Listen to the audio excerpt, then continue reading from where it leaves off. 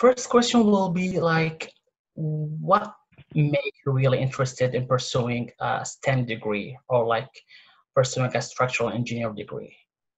Um, for me, I had always liked the math and physics, and so it kind of seemed natural uh, to jump in and study engineering. And then once I got to school, I realized that I really liked the statics class. I don't know if you've taken statics, I'm sure.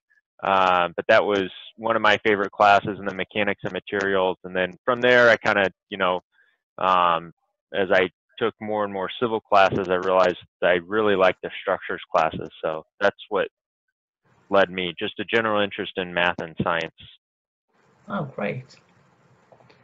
And could you tell us your story in becoming a civil engineer and how did you pursue the you like did the master in structural or like pursue Yep. another discipline? Yeah. Yeah. So I grew up in Kansas City, Missouri, and I did my undergraduate degree in civil engineering at the University of Missouri in Columbia, which is about 2 hours from Kansas City, so fairly close to home.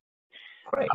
That was 4 years, and then in my senior year, I knew that I wanted to go to grad school, and so I started researching different schools, and eventually landed at the University of Illinois, just downstate here in Champaign.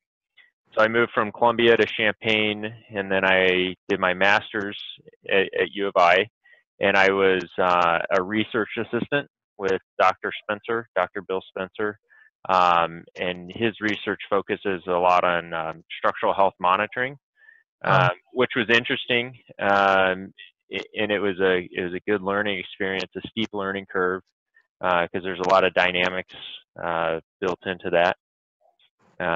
But then once I finished my master's coursework, I decided I didn't want to stay on for a PhD, and I was ready to start working and doing design work. And so during graduate school, I had interviewed with Thornton Tomasetti and a couple other firms, and eventually landed up here in Chicago. Oh, that's great. So you did your master's in structural. Have you had your PE or like your SE, or you're planning to do Yep. them both? Yeah, so I'm a licensed PE in the state of California, and then I'm taking the SE exam this fall.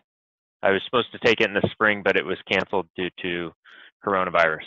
So Great. So how you are preparing for the SE? I study every morning.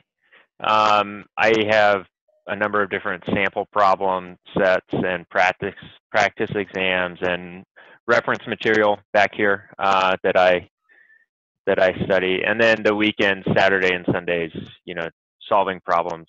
I find that that's most helpful for me, is to actually solve problems rather than reading the material. So do as many problems as I can.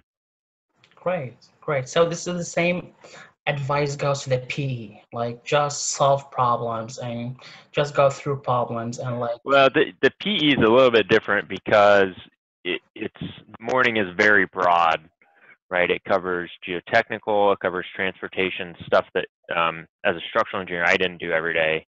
And so my strategy there was really know where to find the information for the morning sessions on transportation and geotech and construction in the CERM. I don't know if you have the CERM. Yes, yes. I have it here, so because like Yeah. I'm doing all the tabs. Just Yeah. show you. Yeah, the tabs are good, and then the index, if you have the index printed out, that was helpful. Yeah, as well.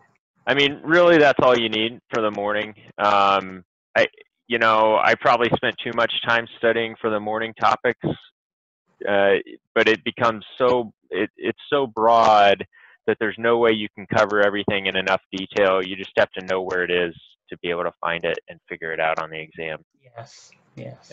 Yeah, I'm with you on that. So, well, what's your advice for a future STEM student or someone gonna pursue structural engineering. So like for myself, I'm going to start, as I told you, I'm going to start my master's. Is there like a specific discipline or specific course or material I need to focus on starting my my school? Yep.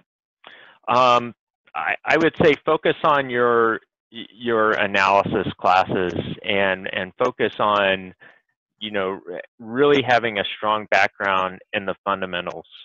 I think that's very important because a lot of what we do is on the computer, and you have to be able to quickly verify the computer results by hand to know, you know, is the computer right, or did I do something wrong in modeling this? So really having a strong background in statics, in mechanics and materials, and in structural analysis is important. Thank you, thank you.